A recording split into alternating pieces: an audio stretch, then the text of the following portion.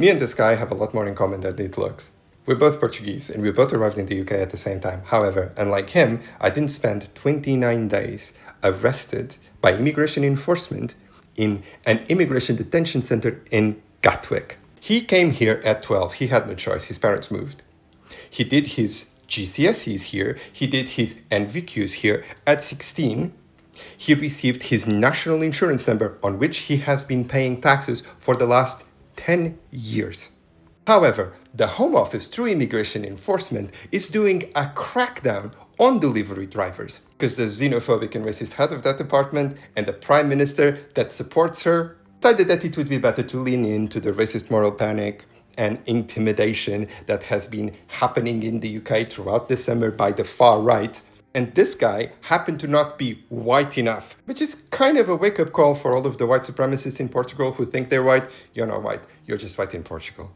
The government doing this crackdown that sometimes is recorded to appease far-right agitators who have been confusing the concept of asylum seeker with the concept of illegal immigrant and depicting them all and every single Muslim and brown person as a potential danger of sexual assault, trick you into thinking not only that asylum seekers receive large pensions from the government, they do not, but also that the cost of the asylum-seeking hotels, that is still a drop in the ocean when it comes to the government's budget, is housing these people in luxury, when in fact the reason why asylum-seeking hotels cost this much is because the government didn't negotiate well the contracts that it had with the third-party companies that are leeching over government and gouging prices. To the point that this year, the government managed to reduce the price of asylum-seeking hotels through renegotiation.